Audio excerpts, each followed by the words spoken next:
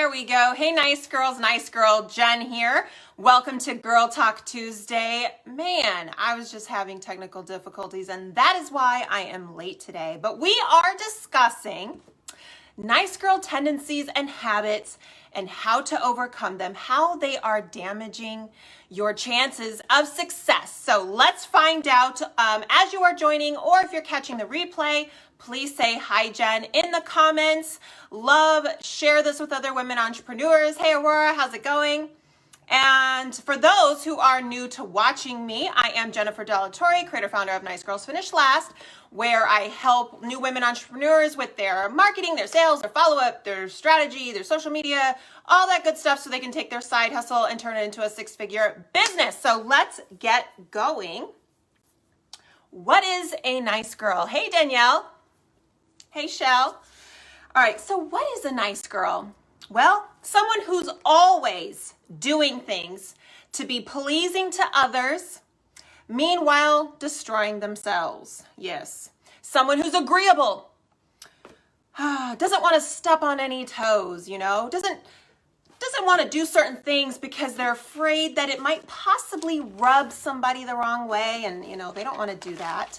A nice girl is someone who focuses more on being liked rather than being respected. And definitely not a leader type, okay? If you just think about everything I just talked about. They think that to be assertive, to walk in confidence, to take charge, that's all just so uncomfortable for them. Just very weird and really gets out of their comfort zone. Question, so does that sound like a kick butt businesswoman to you? No, it sounds like a timid, what do you call it? Borderline fake, because they're just doing things to make people happy, not really being true to themselves. Sorry to say that. Someone who's afraid that she might find out someone doesn't like her. But you know what? If that is you, if I just broke down you, that's okay, because you're here and you're watching this now, and it's time to change, ladies. It's time to change. So we're going to discuss three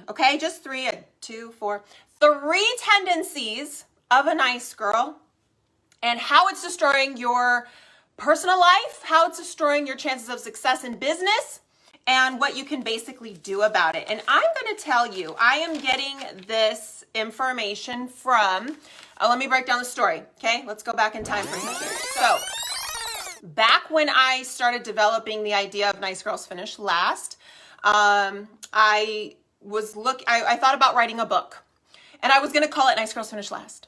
And I still can, okay? I just kind of put that on the back burner. But anyways, so I went online to look up if there were any books already existed that were called Nice Girls Finish Last, and I was really hoping there wasn't. Well, there is. I think I came across like 3 of them. I didn't buy them. I really don't care to read them because I have my idea of what Nice Girls Finish Last is and what it means.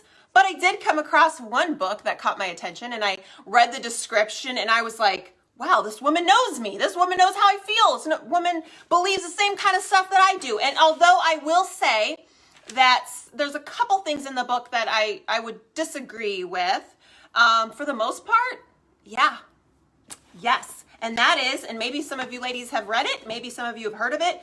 I've had this for so long now, since like 2010, 11, the cover is gone. So it's just a white book at this point. But it's Nice Girls Don't Get the Corner Office. And so even though this is talking about more of a corporate world, you can easily apply this to business and everything that you do. So I love everything that's in here. And it was like, reading it was like, oh, yes, exactly. So I'm going to share 3 of the points in there that I also agree with. I'm going to agree with pretty much all of it. But I'm going to tell you how you can get a copy of one for yourself at the end of this. So let's get started. Let's see, what was I going to talk about? Okay, anyways, so let's go into number 1.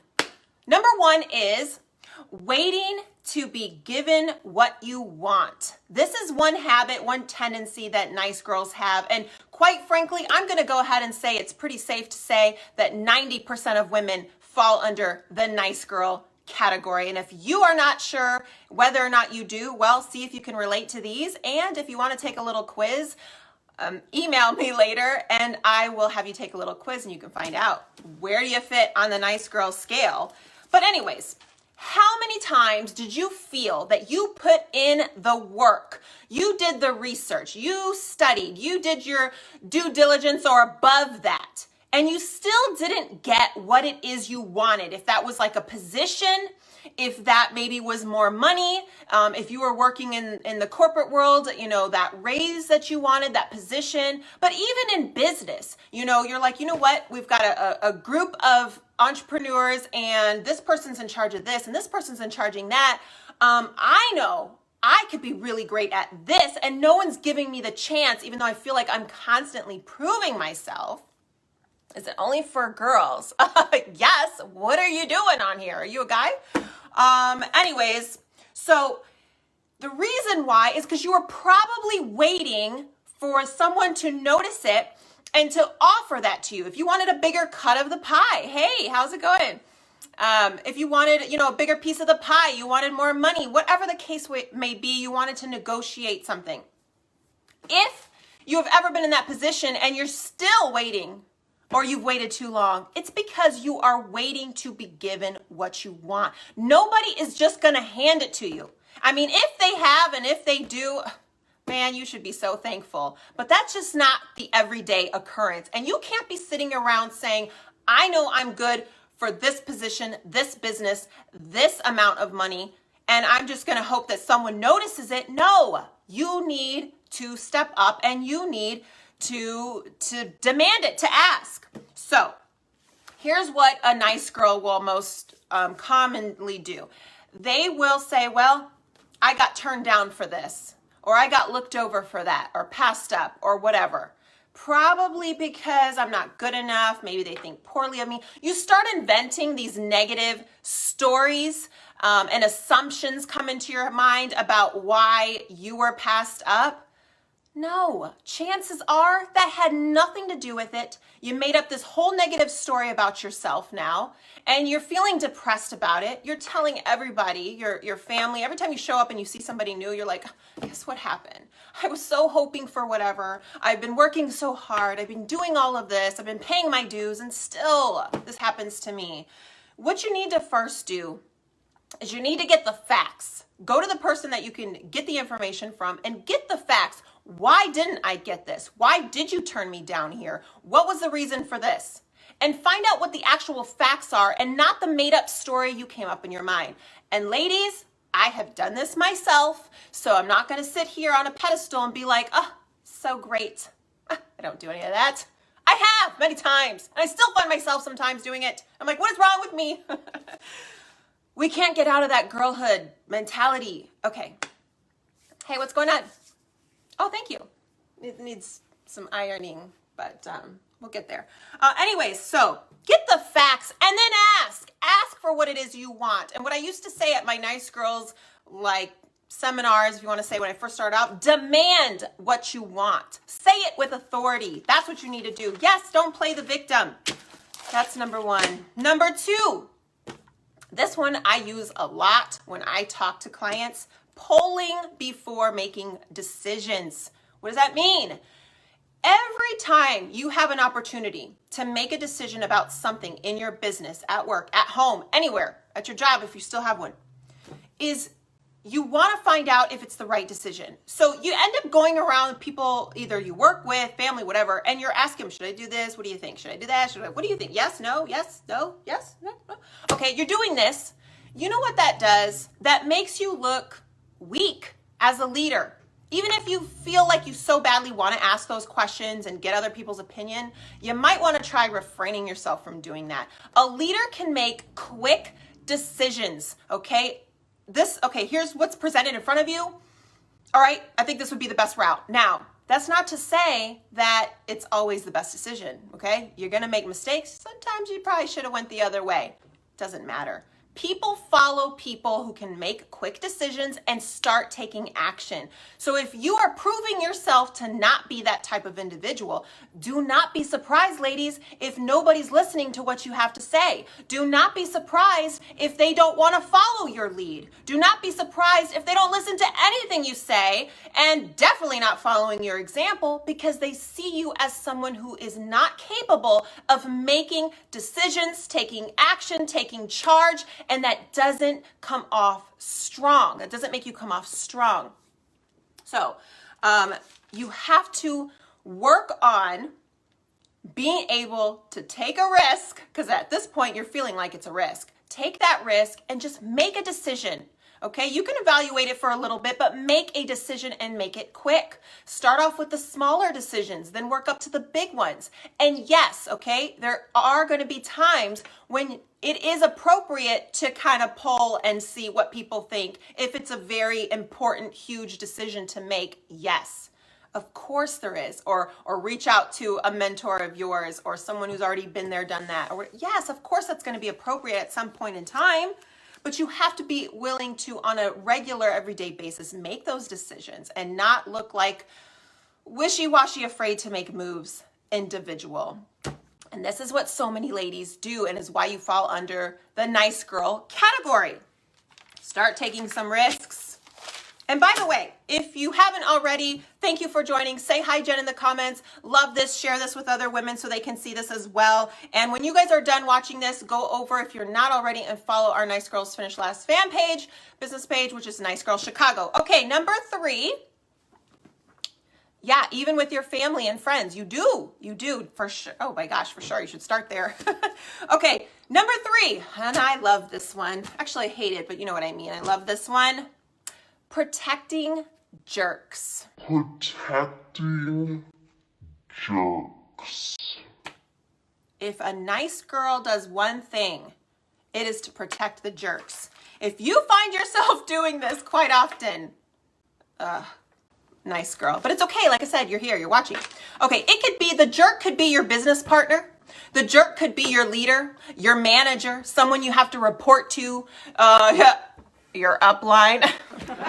It could be somebody in your personal life. It could be anybody.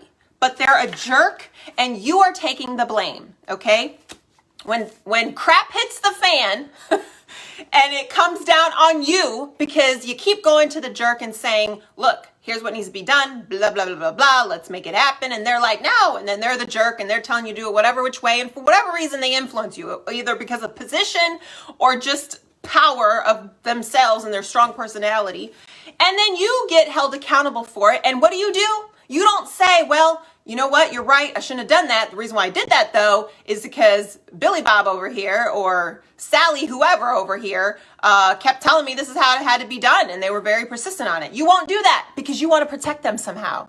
You feel like you don't want to blame others.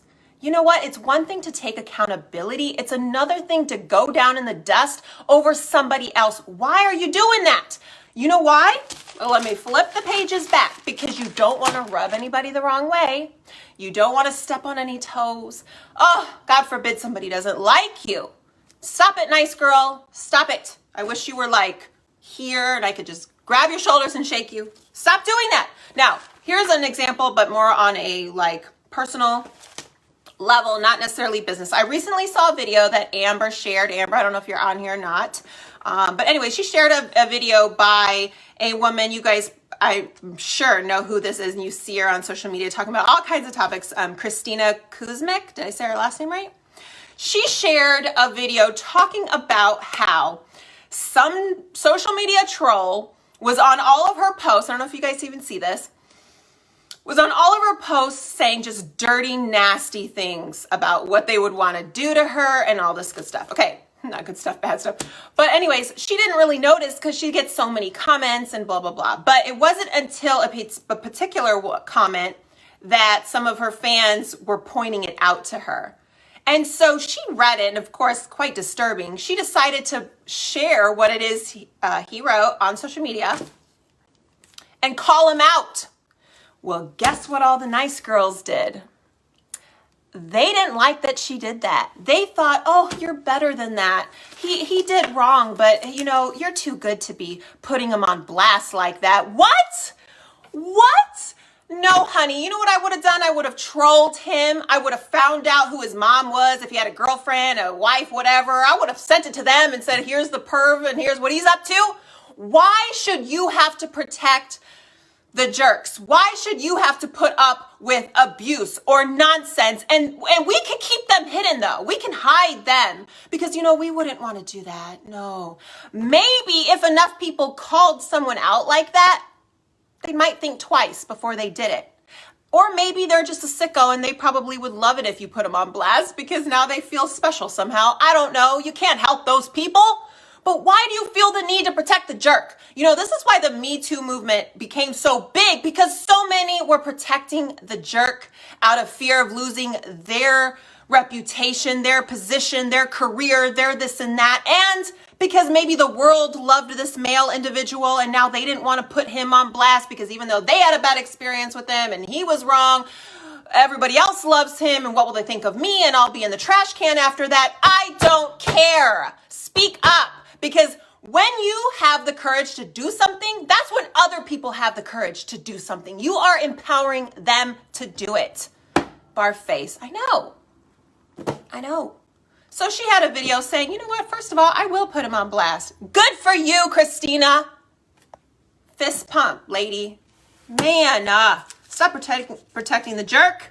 It's ruining your chances of success. It is. You might not see it, but it is. It's holding you down. It's making you look like the bad guy when crap hits the fan and they're wondering who's calling these horrible shots. Well, you're not going to say anything. You're going to be the scapegoat. Come on, ladies. Come on. Stop being the nice girl. Ladies, I'm done with this live. But I do want to say something. Next Tuesday's Girl Talk Tuesday, I'm going to address, let's check my notes. I'm going to address nice girls again and how the way you act, speak, carry yourself, and dress is killing the chances, not even the chances, your level of respect that you're getting in the business world. And even though there's a lot of women entrepreneurs on the come up, they're everywhere, there's still a lot of men out there. And I know I got some feedback on my Don't Friend Men, Random Men video, which was from a guy, of course, of all people. Like he's not out messaging perverted stuff himself. I don't know that, I'm just saying. Anyways, so I'm going to be talking about that because there's so much I want to share, and I'm going to be honest.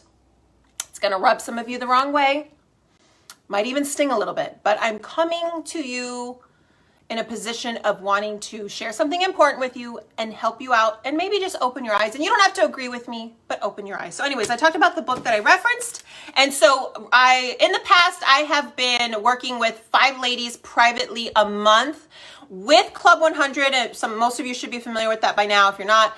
But with Club 100 and other business that I'm taking care of, I am only going to personally work with 1 lady a month from now on. I already have some ladies lined up, applied for November, but I have not chosen one yet. I like to work with someone who I know is going to take what I teach them, show them, put together for them, and implement it. So if you are interested or just want more information, go to nicegirlsfinishlast.com, sign up. We will get on the phone and talk. And if you are one that I work with, whether it's November, December, January, whatever, I'm going to give you a copy of this book because you do need to read it. And then you need to go back and read it if you find yourself to be a nice girl. Anyways, that is all. So thanks for watching. Share this, like, say hello, and I'll talk to you ladies soon.